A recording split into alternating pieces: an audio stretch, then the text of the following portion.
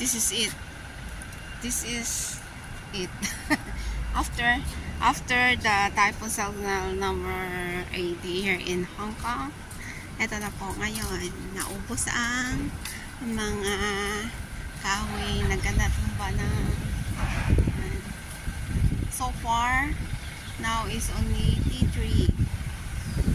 So, lumiba na still mahangin pa rin. Kaya ayan, back off tayo. Yan, mahangin pa rin. Mahangin pa rin sa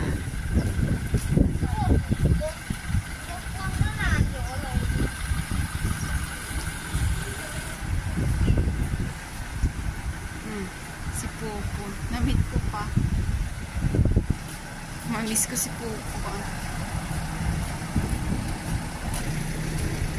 Yan, malakas pa rin ang hangin dito sa amin bayan. Sa amin bayan. Hello! Hello! Hi!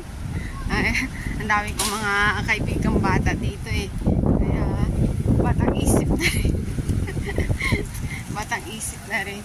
Kuhaan ko sana kaso hindi maganda yun.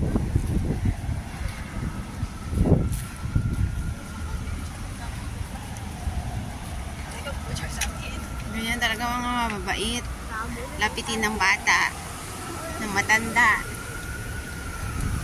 Kahit ano, merong rin nagmumukhang bata. Yan. Maano pa po yung ano, malakas-lakas pa rin ang hangin kasi tingnan yung uga ng ano, ng kahoy, diba? Yan. So far, okay na rin.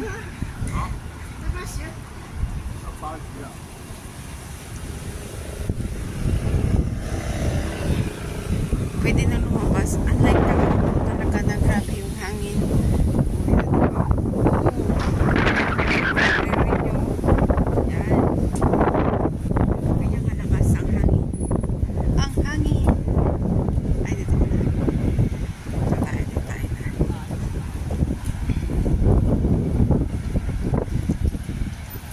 Actually, mahina ang ulan. Iniwan niya ito sa Pilipinas. Dinala niya lang dito yung hangin.